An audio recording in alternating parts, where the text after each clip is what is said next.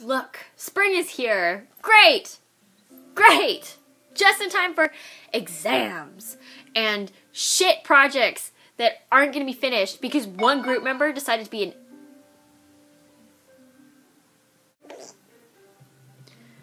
I hate college. I'm so tired of it. I'm only in my second semester and I hate it already. Actually, I hated it last semester too. But I think college is ridiculous. I hate post-secondary. I'm obviously not a scholar or whatever. I'm not a good student. I'm not.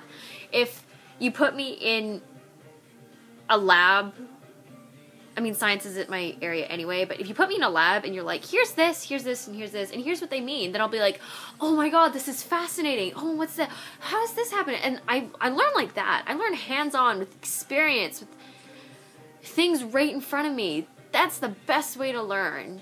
Experience is your best teacher.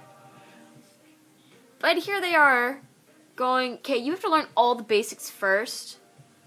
Here's a textbook. Read up on it. I'll test you on it tomorrow. Okay. That sounds okay. And I'm not even taking science courses. I bet you anything I do really well in science courses, not because I like a brainiac, just because it's facts that you can't get wrong. You either know it, like you know the answers, that there's very little interpretation between things. With stuff like psychology and like anthropology and all those pseudosciences, they're not science. Psychology is like, it's scientific. You know, here's all these specific facts. I'm like, no, psychology is not exact. There's so many different variables, and they can't even decide if nature or nurture is the most important thing.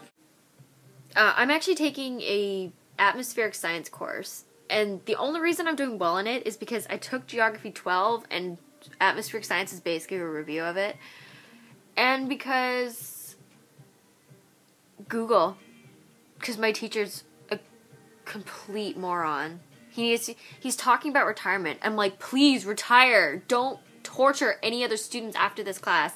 He's so... okay, I'm not going to talk about the teacher because I'm just going to throw my iPad across the room. My group project that I mentioned is actually in psychology. And I like psychology. I like understanding the human brain and what our motivations to do things and whatever else. Great student, right? But the teacher, first of all, isn't that great. He talks about his family more than he does the lecture, and he doesn't even finish most of the lectures. He has like overhead notes. He never finishes them. He emails them to us afterwards, but he doesn't actually talk all the way through it. And then sometimes when you look at his notes, you're like, what the hell does this mean? Because he never got to explaining it. And in the project outline, there's so many English problems. I think it says, keep the paper as low as possible. That was the first thing my group saw, and we were laughing about it. But there's just so many grammar problems. English isn't his first language. We know that. And quite often in his lectures, he'll stand there going, this word. And, like, he's a nice guy, but he's not a good teacher. So, with this group project, I'm just pulling my hair out because we can't, if you ask him questions, he'll not explain them properly.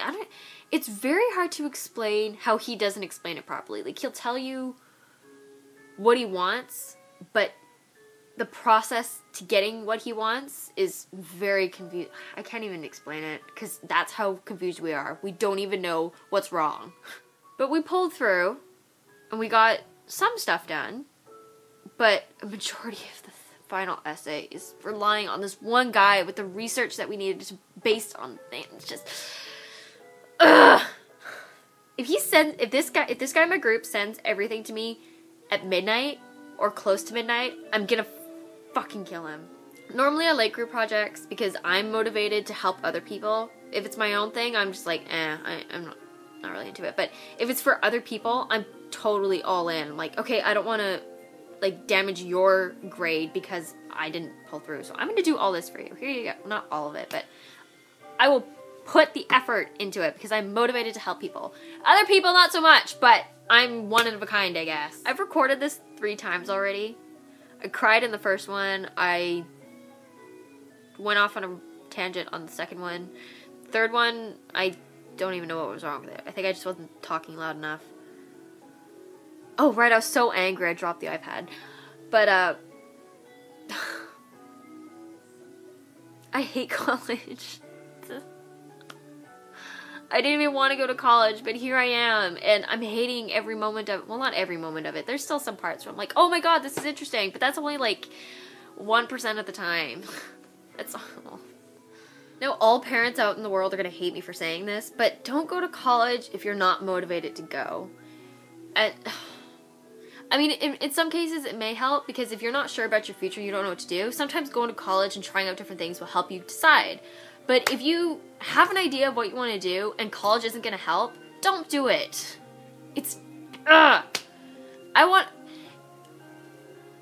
Mom insisted I go to post-secondary, which is what most parents want, because, you know, higher education, it's great. Right. But I'm an artist type. Not like starving artist where I need to sell paintings or anything, but like I do photography, I write novels, I arrange flowers. I don't, aside from being the next J.K. Rowling or Stephen King, is it Stephen King or Stephen King? Stephen King. I don't really have anything else. I mean, I don't want to be a psychologist. I'm not smart enough to be a psychologist. I can't remember what the amygdala does. I just know this is the frontal lobe. Other than that, I don't know much else. I do like psychology, but I can't look at the brain and understand what each part means. I'm not a biologist. So college isn't, I don't find it the right path for me. I shouldn't make a broad statement like that saying don't go if you're not motivated. It's just me personally. You need to, if anyone's looking at this and contemplating college, think everything through first. Don't listen to me. Well, that part, listen to me, not the previous part. You know what I mean. Listen to what I mean, not what I say.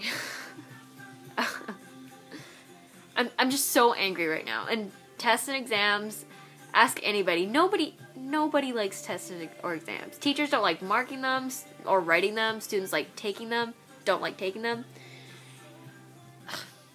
I'm going to try telling this in really shortly. It won't be short. I know it won't be. But here's what happened in grade 10. And for the math provincial, there was this one word on the exam. And it completely changed the entire questions. Like, most of the questions. Don't ask me what the word is. I've been through this so many times. I don't know the word. I can't remember what it is. But every time I tried working out the questions, my answers never matched what the options were. And I got 90% in the class that year, so you can't tell me I didn't know what I was doing. I totally knew what I was doing. But for some reason, this one word changed all the questions. And when I asked my teacher afterwards, he's like, I don't know what that word was. Like, he had no idea what I was talking about. And when I asked other people who took the exact same exam, they're like, what? So I'm thinking either somebody totally fucked with my head and gave me the wrong exam, or I lost it that day. Something went wrong somewhere, and I got 50% on the exam because I guessed all the answers. But that shows you, exams are not the right way. If one word throws off the entire exam, oh, okay, obviously this person got a bad grade, they're stupid. And I know people don't make those assumptions. I know teachers can't make those assumptions. But when you make it a majority, if it makes up the majority of your grade, what the hell are you supposed to do? Oh, this midterm is worth 20 and the final exam's worth 40. So the other 40%, I'll just put in, like, class participation or something stupid. Class participation is actually a good way to decide if a student knows something, because if you're actually actively talking to the teacher about it, it's great. But in college, or at least at my college, people don't want to talk to the fucking teacher. I would love to have class discussions where people are actually bouncing ideas off each other and making educated guesses if a teacher's trying to, like, be like, okay, what does this mean? But nobody wants to communicate. I think I'm going to the wrong college. Or something stupid like that. I'm at the wrong place. Or, right, I shouldn't even be in college. I'm wasting my mom's money going to college. And there was some study saying that students who pay for their tuition do better than students who are getting their parents to pay for it. I'm sure that's true, because of course you're motivated more because it's your own money. But I don't like the sort of implication saying that I'm not... I don't want to disappoint my mom. I really don't. I start off doing the best I can, taking notes in class, listening, trying to have a class discussion even though the teacher gives up halfway through because no one else wants to talk. Like, I'm trying. I really am. But I hate college. I hate sitting in a classroom, listening to stuff that I already know.